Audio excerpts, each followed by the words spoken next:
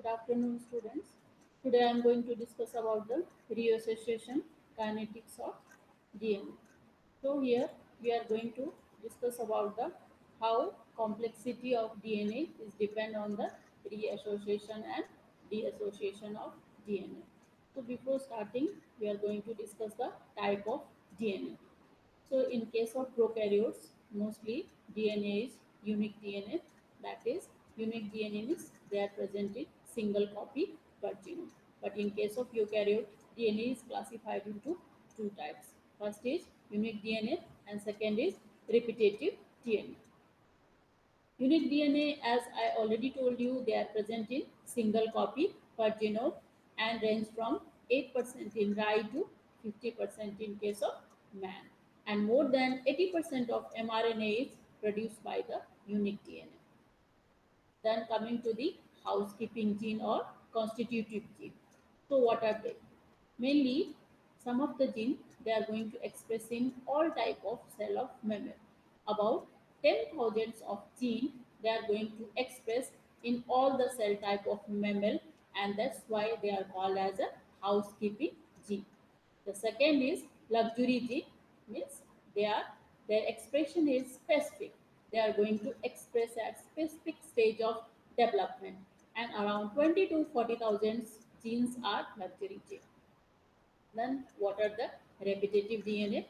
So they are present in 1 to several millions copy per genome, and they are going to range from 50% in human to 90% in case of rye genome.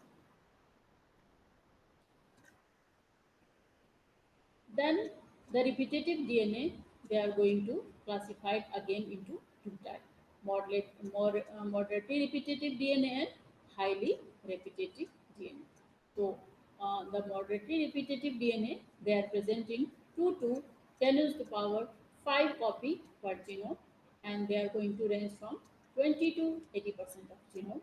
The example of moderate repetitive DNA are genes for histone protein, rRNA gene, ribosomal protein gene, and gene for transposable amines.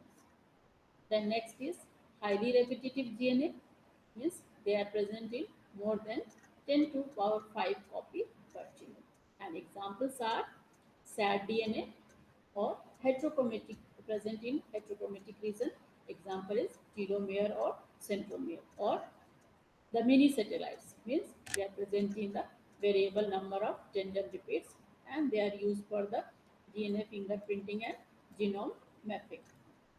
Now, the techniques that is used to determine the sequence complexity of genome depend on the denaturation and renaturation of DNA. So, what is denaturation means? Denaturation means melting of two of the strand of DNA at high temperature or at high pH.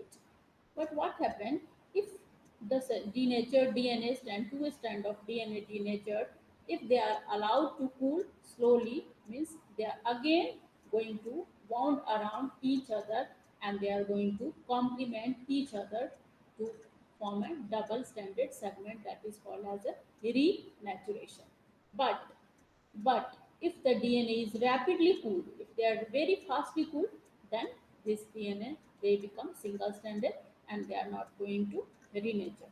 So at high temperature and at high pH, the two strands of DNA they are going to separate from each other, and that is called as a denaturation.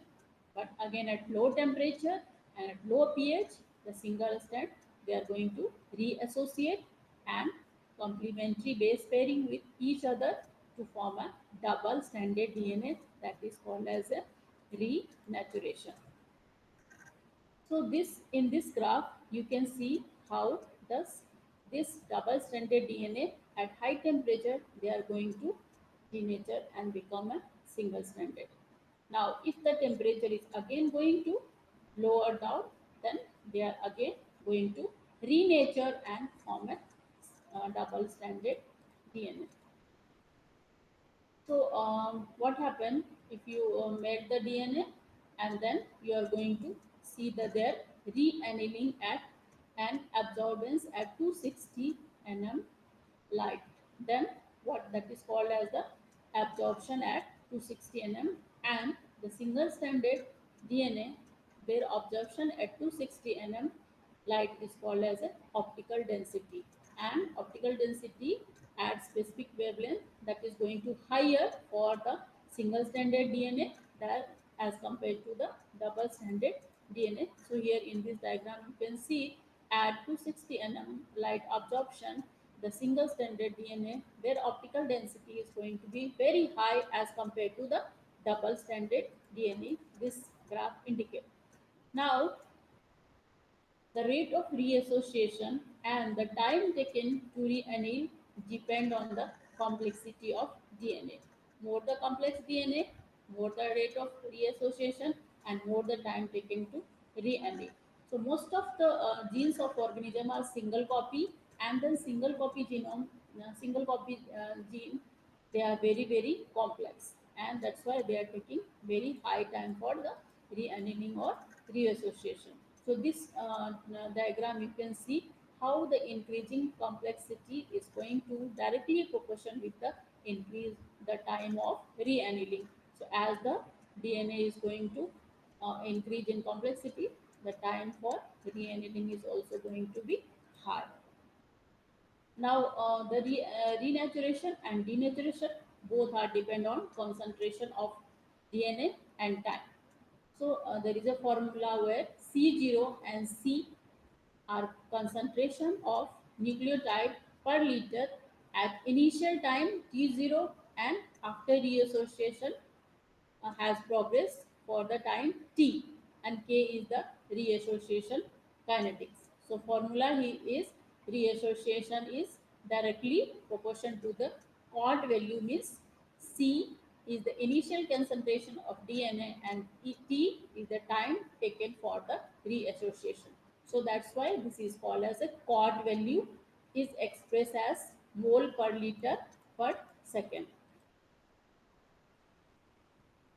And similarly, we are going to see the chord plot where how this chord value is going to show.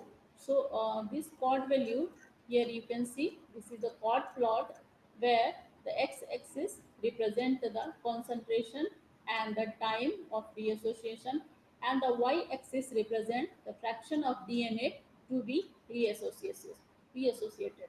Now this chord plot, here you can see the concentration, and C, this is called as x-axis represented the log COT value. So here the highly repetitive DNA, they have very less COT half value, and they are taking very less time for the reassociation as compared to the unique DNA. Unique DNA you can see here they are taking the most, and they are taking the most time. That's why they are called as slow component. Now here you can, in chord plot you can see the highly repetitive DNA is taking very less time for reassociation. Then moderately repetitive, they are taking the moderate time, and the unique DNA, they are taking the very much high time for reassociation. So the question is coming in your mind, what could be the reason? What is the reason? So that we are going to see next. Now there is one term that is called as COT half value. COT half. COT half means COT half is the time taken for the half the DNA to be reannealed. So the total DNA you have taken, out of them, the half of the DNA have been reannealed in how much of time, that is called as a COT half value. And this COT half value is again depend on the complexity of the DNA. Now, more the number of copy, faster will be the renaturation. So here, that's why highly repetitive sequence, their chord value is very less, and that's why they are called as a fast component. The next is moderately repetitive sequence. Their chord value is intermediate. That's why they are called as the intermediate sequence. The unique sequence or unique DNA, they are called as a slow component because their chord value is very high. Now, the chord value of first component lies between 10 power minus 4 to 10 to power minus 2. Chord value of intermediate component lies between 10 to power minus 2 to 10 to power plus 2. Then chord value of slow component lies between 10 power plus 2 to 10 to power plus 4. So what happened? The genome, if it is a unique DNA, means they are very complex, and they are not going to get their complementary sequence easily for reading. That's why their code value is very high. But the highly repetitive sequence, they are going to get many copies in the genome, and that's why they are very easily finding their complementary sequence. That's why their code value is low. And the middle repetitive DNA, they are also easily getting their complementary sequence to DNA. That's why their code value is intermediates. So that's why the reason that the single copy DNA, they are called as the slow component, and highly repetitive DNA, they are called as a fast component. So this was your the reassociation kinetics of DNA. Then next is coming to the signal transduction and molecular chaperones. So here in case of signal transduction, how the signals from the outside, how that is going to transmit it inside the cell of the plant, that we are going to discuss. So if any insect attack, or if any the pest is going to attack to the plants, how that attack is going to transmit, and inside that is going to transmit in intercellular spaces, or inside the cell membrane, and how the plant is going to respond inside. So here, if in this diagram you can see the signal transduction pathway in the development of fruit fly.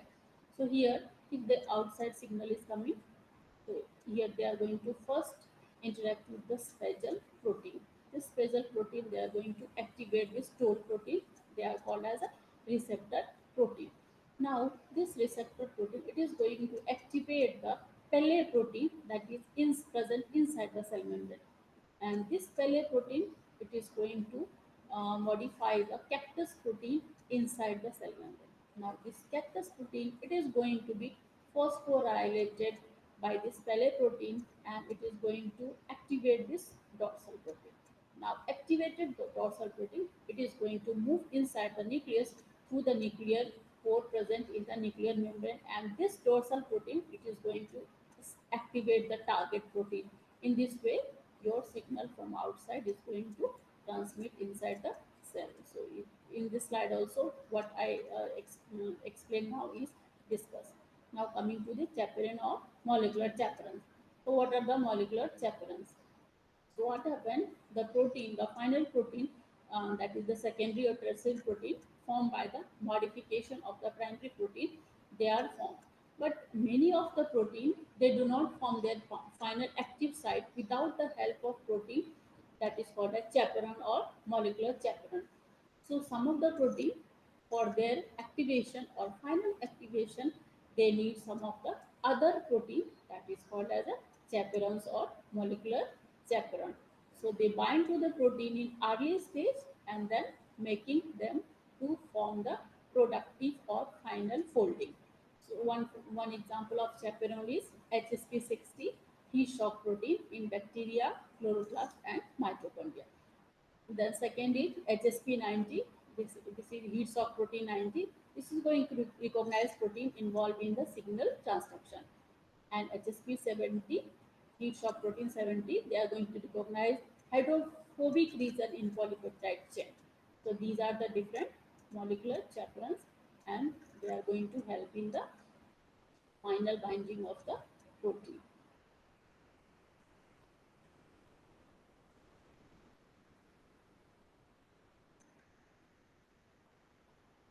Thank you. Thank you very much.